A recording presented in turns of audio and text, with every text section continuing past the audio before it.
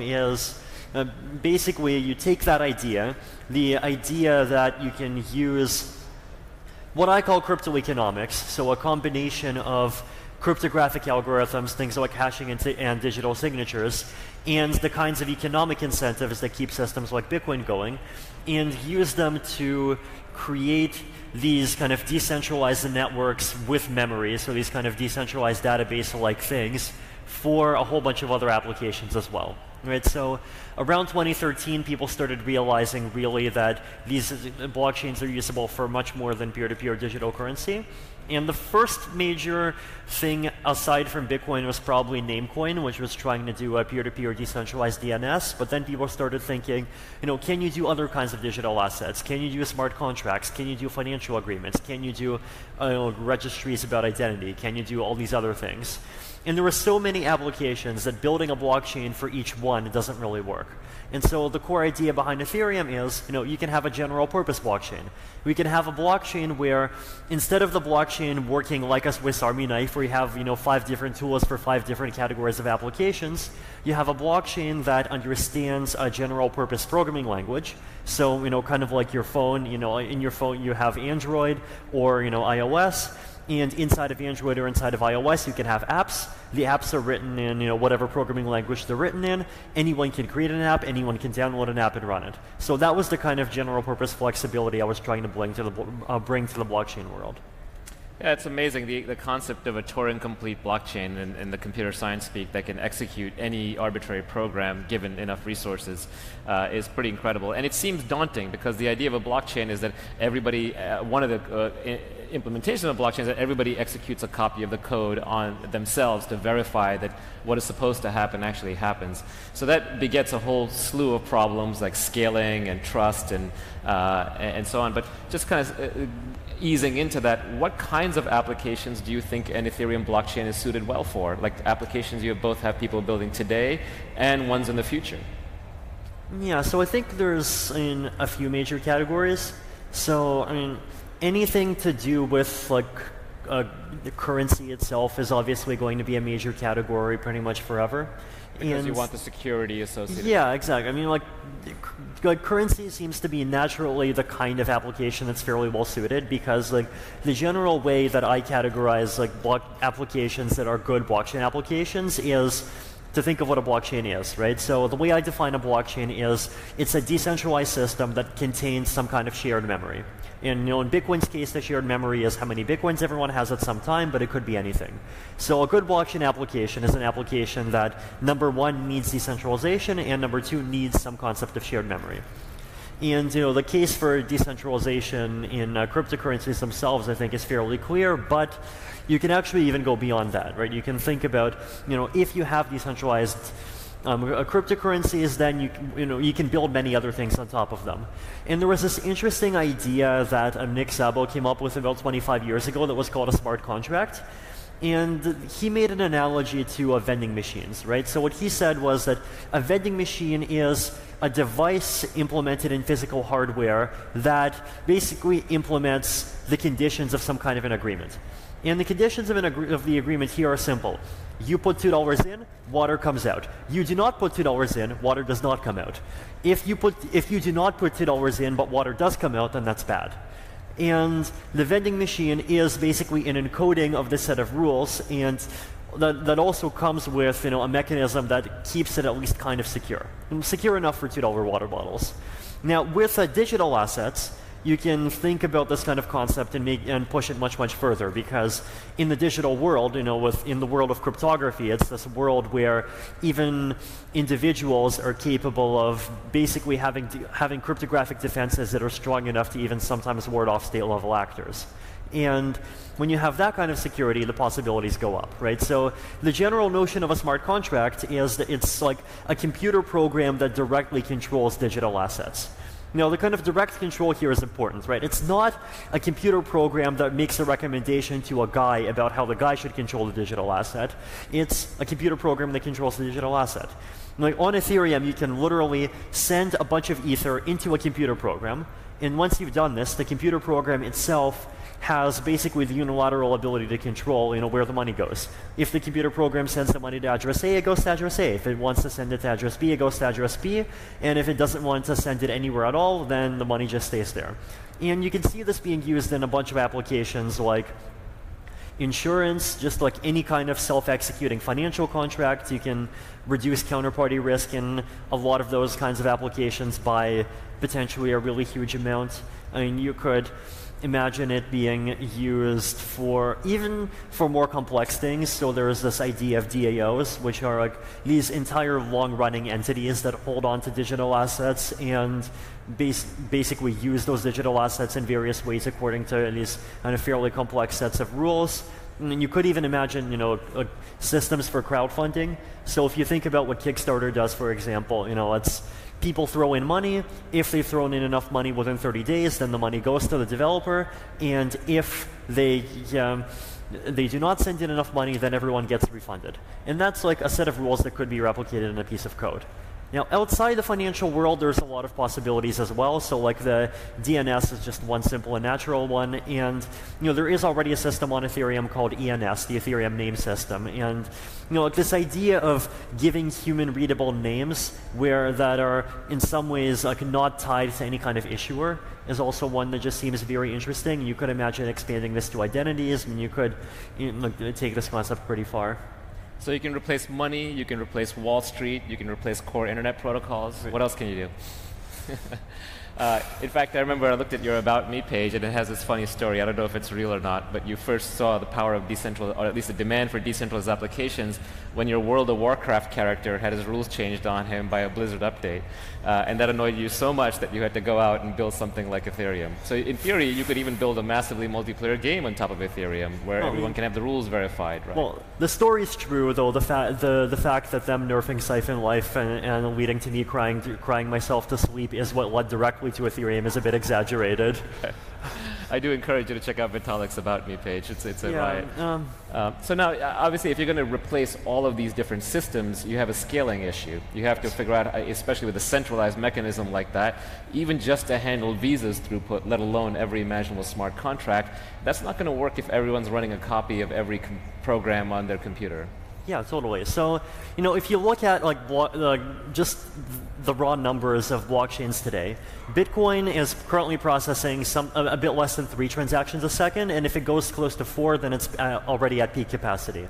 Ethereum, right, over the last few days, it's been doing about 5 a second, and if it goes above 6, then it's also at peak capacity.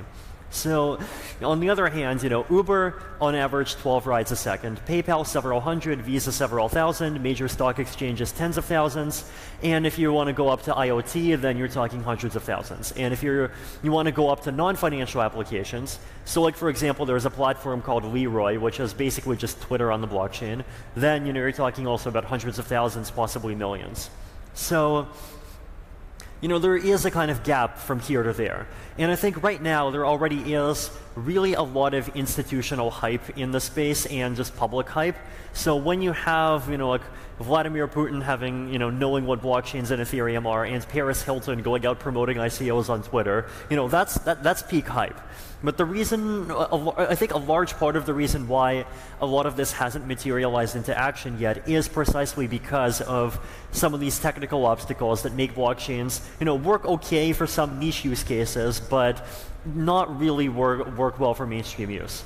Now, our team is working very hard on various kinds of scalability solutions. So you hear about buzzwords like plasma, sharding, state channels, write-in, there's various newer ones like Perun. So if all of these are various different ideas that actually do try to kind of break through this fundamental barrier, right? That try to either create blockchains that still maintain a large amount of security without requiring everyone to literally process everything, right? So if you think about it, like one extreme is one guy processes everything, which is today's world. The other extreme is everyone processes everything. Well, what if you can get like square root of everyone, so like maybe 500 people processing each transaction? You still get enough decentralization and security for everything you need, but suddenly it's, within it's efficient enough that it actually works for stuff in the real world. And the other kinds of strategies are strategies that try to use the blockchain in a kind of more intelligently, right? So it's basically, like one of the analogies that like Joseph Poon from like Plasma uses a lot is the idea of the blockchain as a court system, right? So blockchains are great at securely resolving disputes, and currently the way like the naive blockchain applications work is they just put every single transaction on the blockchain. But what you could do instead is you could have systems where people send messages that I call kind of tickets, so digitally signed messages that are off-chain by default, but where the blockchain only gets used in those specific cases where there's a disagreement. So like if I have 100 digital, like 100 Ether, and I send you the 100 Ether, then that might not ever go off chain. But if I send you the 100 Ether and then you claim that I never sent you the money, or I claim that I never sent you the money, then that's a transaction that I could, okay, we have a dispute, and I could actually push it down onto the blockchain, and so we still have a guarantee of security. Now, all of these approaches have their own trade-offs, and there's this huge amount of incremental technical work involved in figuring out what the right trade-offs are, but this starts looking like a direction that's much more promising. And how far along are we? How long until you think that maybe we can scale to, as you said, hundreds of concurrent users? How many until we can replace Visa? How many until we can replace AWS? I mean, for things like Visa, I think definitely, I'll say a couple of years. So maybe 1 year when we start seeing like prototypes that have like a low security level but are still secure enough for like major organizations to start just doing proof of concepts on, and a couple more years for all these solutions to really hit the mainstream. AWS is a trickier one because like there are reasons why blockchains are, no matter how good they are, never going to completely replace centralized cloud computing. And probably even more, one of the big ones, there's probably two big ones in my opinion. One big one is that there are computations that are intensive and that are hard to parallelize. So decentralized clouds are really good at parallelization because it's like Uber for your laptop. You got millions of computers from millions of countries, millions of providers, all ranging from individual laptops to you can think of even cloud computing companies basically turning into like specialized mining farms inside of the system. But if you have computations that require like a really large amount of serial computation, then that's harder to decentralize. And the second really tough one is privacy, right? Like if you have computations on private data, then there's basically two approaches.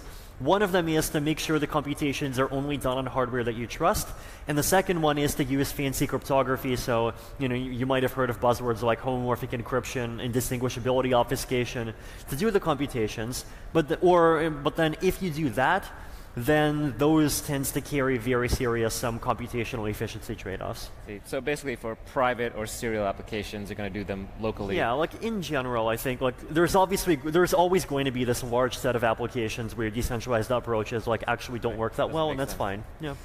And so you're essentially building something between an operating system and a protocol for the world on the fly. It's going to take a decade probably to get to full scalability and hopefully adoption.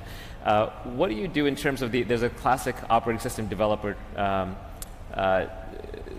question that they wonder about, which is how wide do I go and how high do I go? So do you start adopting other applications into the stack? All these people are doing ICOs, they're building layer 2 tokens on top of Ethereum. Do you see Ethereum adopting any of their functionalities, or does it stay as a broad, wide underlying layer? Like one of Ethereum's slogans right from the start has actually been, we have no features. Right, so like a lot of the other projects are definitely going in that direction. They're saying, oh, we support this new class of transaction for issuing a token. Oh, we support this new class of transaction that issues an ICO. And look, you can have your 5 parameters with like a cap, like period, like type of auction or whatever. But with Ethereum, we've never gone down that road, basically for a couple of reasons. One of them is that you want the protocol to be maximally simple because simplifying the protocol just improves consensus security.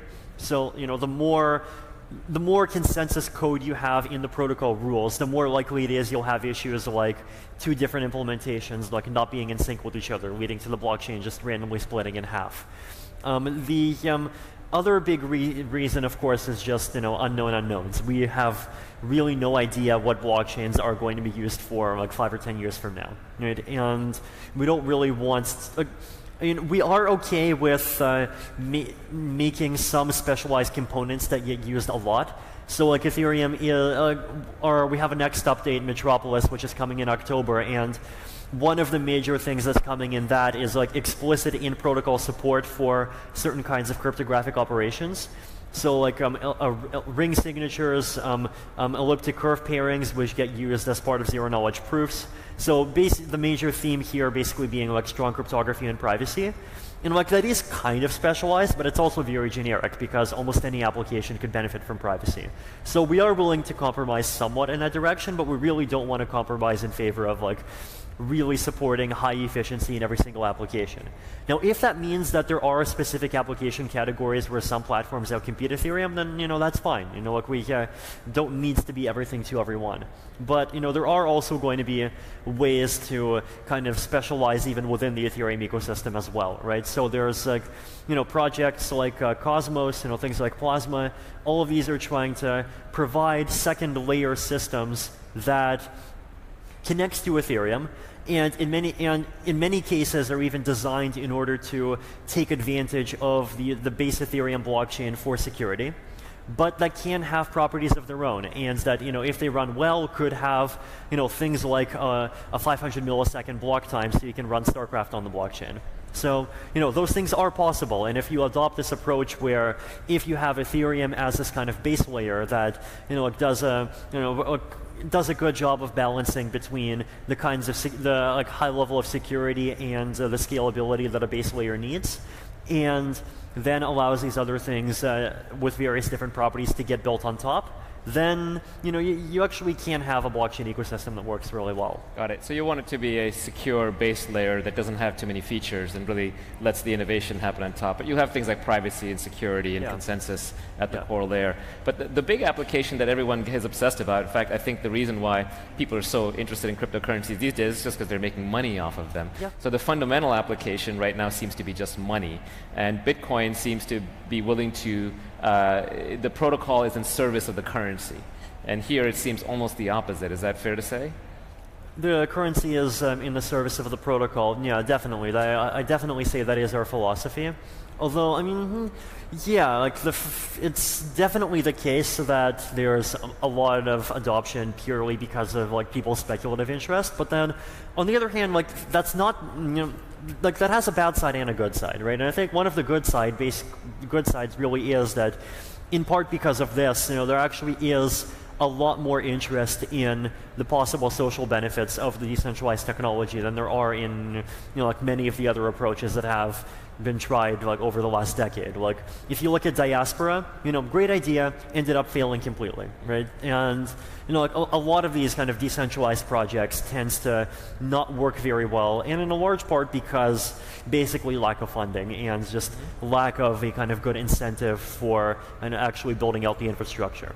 Whereas here in the cryptocurrency land, there's a lot of money, and at least that one particular problem can be solved. Right. So now because we've married the economics to the crypto, the incentive issues are solved, and economic incentives can unite people in a way that pure politics cannot. Yeah, I mean, like crypto is really ultimately all about incentives on multiple levels, from the community all the way down to like the security of the consensus protocol. Like you just cannot reason about security of like blockchain consensus protocols without reasoning about economics.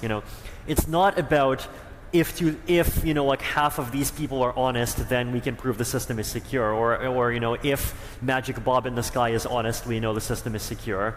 The system is secure because we have mathematical proofs that say if the system breaks, then the guy who did it loses $100 million. Right? So that's what we mean by crypto economics, like combining together this kind of cryptography, mathematical proofs, and economic game theory reasoning all together. So if you assemble all this together, it used to be in God we trust, then it used to be in nation states we trust. Now it's going to be in math we trust. Yeah. Are the nation states going to take this lying down? You just came back from China. You saw what's happening there. Yeah, I mean, it's in the way that like traditional political, just economic powers are going to respond to all of this as like definitely going to be I think a big part of the story over the next few years. Like if you, and it is, ultimately it really does disrupt traditional power structures. And whether it's Washington, New York, or Silicon Valley, it really does pose serious challenges to the way that things are working now. But on the other hand, it's one of the things we've learned actually is that a lot of the people even inside these power structures seem like not all of them, but at least some of them seem quite friendly to these ideas of disruption. Like there definitely are plenty of JP Morgan employees who are really excited about the possibilities of like blockchain technology, and like it's. The fact that you work for a large company or that you work for a government, doesn't mean that you're a hopelessly boring suit, right? Like one of my favorite examples of this is that in Taiwan there's a politician named Audrey Tang, and she's transgender, and she describes herself as a conservative anarchist, and yet she is the head of, I believe, like the digital ministry of the Taiwanese government, right? So like these kinds of people, this is obviously like someone who's particularly special, and she has been recognized as like one of the 10 kind of greatest programmers there. But to much lesser degrees, these kinds of people do exist, and large organizations in general are complex, right? You have people with one kind of belief on one side, with another kind of belief on the other side. Even if you look at the Chinese government, like their response, I think, is clearly going to show that there are different groups of people inside of the government who have like different ideas about which direction they want to go. And like lately, if you look at all the news about like them regulating VPNs and chat groups and so forth, it's obvious that kind of the arc of this decade is that the conservative side over there is winning. And to be fair, a lot of those things are happening in many other places in the world as well. But like large organizations are definitely still diverse. It's amazing. China is finding out that its financial and capital control policy boils down to its firewall policy. Yeah. So we could talk for hours. I mean, Vitalik's knowledge is incredible. Here we've just scratched just the bare surface. Yeah. I encourage you to follow him on Twitter, where he's incredibly good-natured about all the trolls that are constantly attacking him. So don't be one of those people. Yeah. And learn everything you can about Ethereum, because it really is very much the future in cryptocurrency. So thank you for being with us, Vitalik, and after your short trip to China.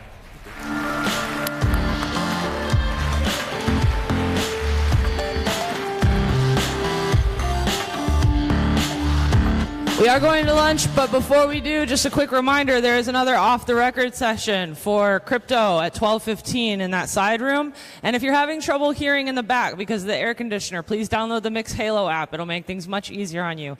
Enjoy lunch. We'll see you soon.